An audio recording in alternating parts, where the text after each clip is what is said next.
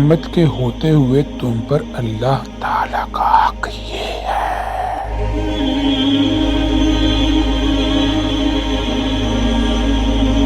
کہ تم لوگوں کے ساتھ نیکی کرو اور اللہ تعالیٰ کی نعمتوں کے شکر گزار رہو، اور تنگی اور سختی کے عالم میں یہ حق ہے کہ اس کی تقدیر پر راضی رہو۔ اطاعت خداوندی میں مشغول ہو جاؤ تاکہ سعادت دارین پاؤ۔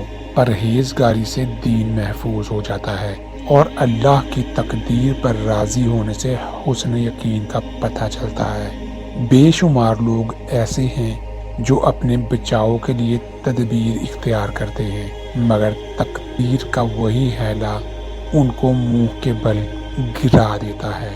اطاعت خداوندی میں نفع کے خزانے پوشیدہ ہیں۔ خوش نصیب ہے وہ آنکھ جس نے اطاعت خداوندی میں نیند کو خیر آباد کہا۔ جس کام میں تم اطاعت خداوندی کرتے ہو اس میں کوئی شخص اگر ناخوش ہے تو اس کی کچھ پرواہ نہ کرو، اور اطاعت خداوندی کرنے کی نسبت کوئی غضب بیان نہ کرو، بلکہ یہ کام تمہاری بزرگی اور فضیلت کے لیے کافی ہے۔ اطاعت خداوندی نہایت ہی مضبوط قلعہ، علم ایک بڑا خزانہ، اخلاق اعلیٰ ترین درجہ اور کامیابی ہے، جبکہ نافرمانی بڑے درجے کی عاجزی ہے۔ انسان کی قدرت جب کسی چیز پر کامل ہوتی ہے تو اس کی خواہش کم ہو جاتی ہے، اور جب وہ تنگ دست ہوتا ہے تو اس کا بہترین حل یہ ہے کہ اللہ تعالیٰ کے ساتھ تجارت کرے اور جو کچھ اس کے پاس ہے اسے راہ خدا میں خرچ کرے۔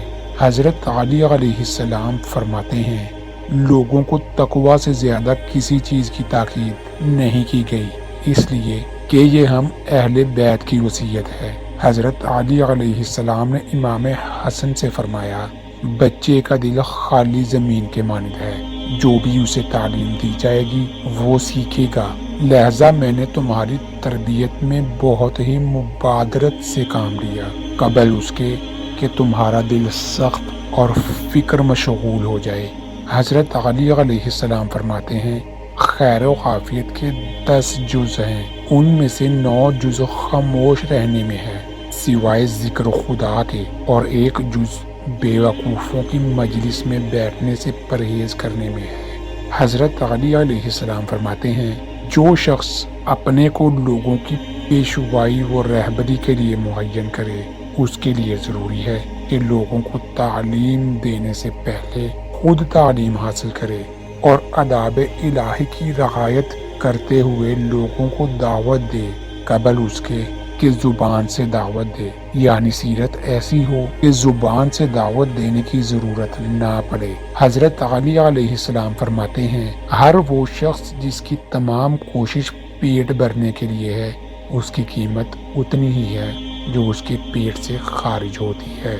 حضرت علی علیہ السلام فرماتے ہیں، آگاہ ہو جاؤ، وہ علم کہ جس میں فہم نہ ہو اس میں کوئی فائدہ نہیں ہے۔ جان لو کہ تلاوت بغیر تدبر کے سود بخش نہیں ہے۔ آگاہ ہو جاؤ کہ وہ عبادت جس میں فہم نہ ہو اس میں کوئی خیر نہیں ہے۔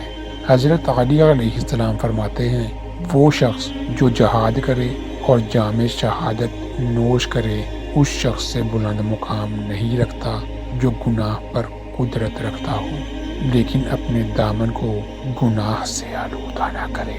اللہ ہم سب کا حامی و ناصر ہو، آمین۔